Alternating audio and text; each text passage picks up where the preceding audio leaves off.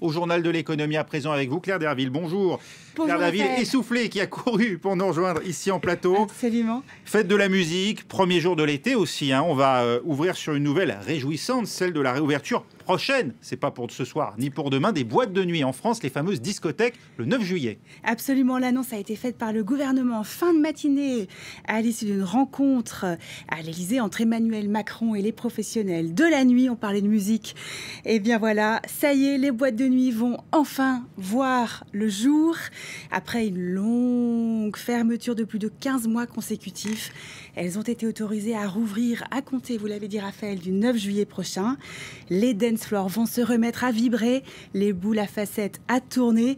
Mais attention, pour pouvoir opérer, les discothèques devront respecter un protocole sanitaire strict. Alors, elles pourront accueillir 100% de leur clientèle habituelle en extérieur, mais une jauge de 75% devra être respectée à l'intérieur des établissements. Par ailleurs, le port du masque ne sera pas obligatoire, mais tous les clients devront se munir d'un pass sanitaire à jour pour rentrer. En clair, il leur faudra présenter soit un certificat de vaccination à jour, soit un test PCR négatif de moins de 48 heures, soit une preuve récente de guérison du Covid-19. Vous voyez, on ne demande plus des souliers vernis en 2021. on demande des conditions sanitaires bien précises. Et puis, avis aux étourdis, les patrons de discothèques qui le souhaitent pourront installer des barnums à l'entrée de leur établissement afin de permettre aux clients venus sans passe sanitaire de se soumettre à un test de dépistage rapide avant d'aller chauffer la piste. Voilà, ces règles resteront en vigueur tout l'été. Des annonces que les professionnels vivent évidemment comme un soulagement. Écoutez l'un d'entre eux.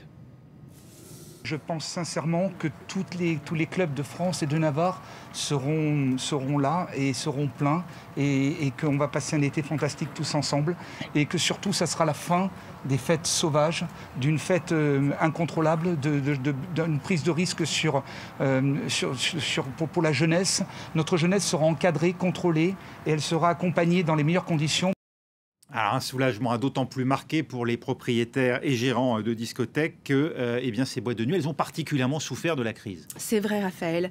Seul un secteur en France est resté totalement fermé entre le début du premier confinement, soit mars 2020, et maintenant, c'est celui des discothèques. Et du coup, en toute logique, c'est aussi le secteur qui a le plus bénéficié de l'aide du gouvernement, en tout cas entre juillet et décembre 2020. Il fallait bien cela pour tenter de préserver les 30 000 emplois et le milliard d'euros de chiffre d'affaires que représente ce secteur. Mais l'aide n'a pas suffi. La période a été très difficile, reconnaissent les professionnels de la nuit. Une nuit qui a perdu des plumes dans la pandémie. Sur les 1600 discothèques que comptait encore la France en 2019, 200 ont définitivement mis la clé sous la porte l'année dernière. Et si les patrons de boîtes de nuit attendent beaucoup de cet été, tous ne se font pas d'illusions. Le pass sanitaire va être compliqué à mettre en œuvre. Des problèmes sont à prévoir à l'entrée des établissements entre ceux qui n'ont pas de pass sanitaire, ceux qui produisent des passes suspects, etc., etc. On peut imaginer les scènes qui risquent de se produire. Par ailleurs, environ un quart des établissements ne pourront pas rouvrir tout de suite car ils ne disposent pas du système d'aération requis par le protocole sanitaire. Pour toutes ces raisons, les professionnels du secteur réclament le maintien des aides pendant encore plusieurs mois, le temps de retomber sur leurs pattes et repartir de plus belle. On leur souhaite en tout cas à l'avenir.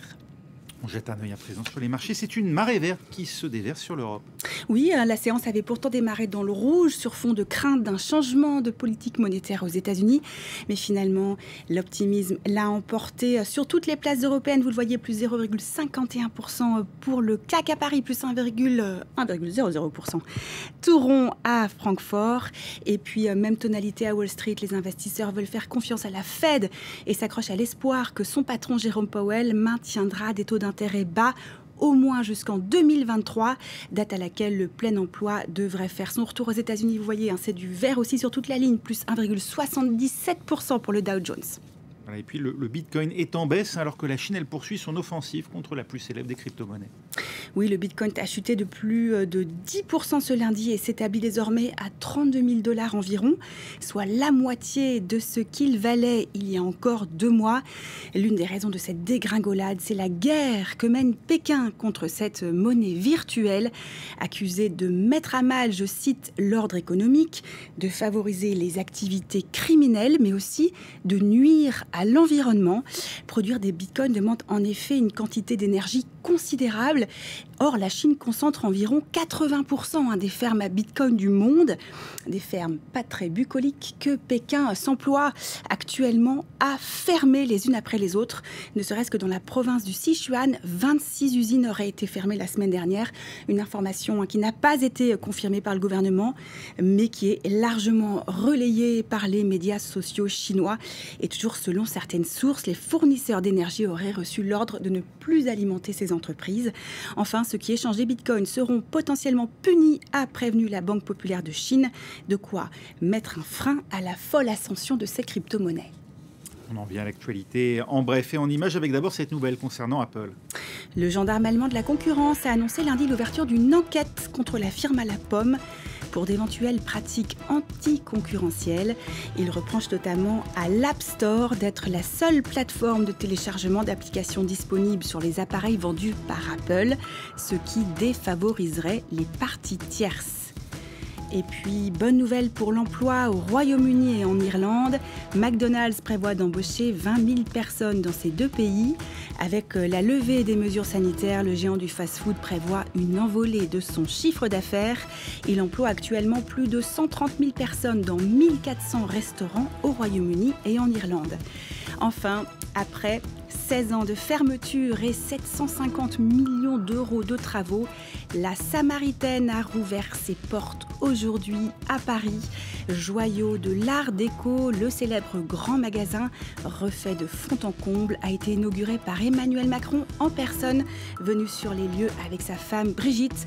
Le président a salué, je cite, le fruit d'un travail acharné, un formidable trésor patrimonial français, propriété du patron de LVMH Bernard Arnault. Le site de la Samaritaine comprend, outre le grand magasin, un hôtel de luxe de 72 chambres qui ouvrira le 7 septembre prochain. On est loin du bonheur des dames, hein, Merci. Il y aura peut-être une boîte de nuit à proximité. Oui, c'était le journal de l'économie avec Claire. Restez avec nous, on se retrouve dans moins de 4 minutes.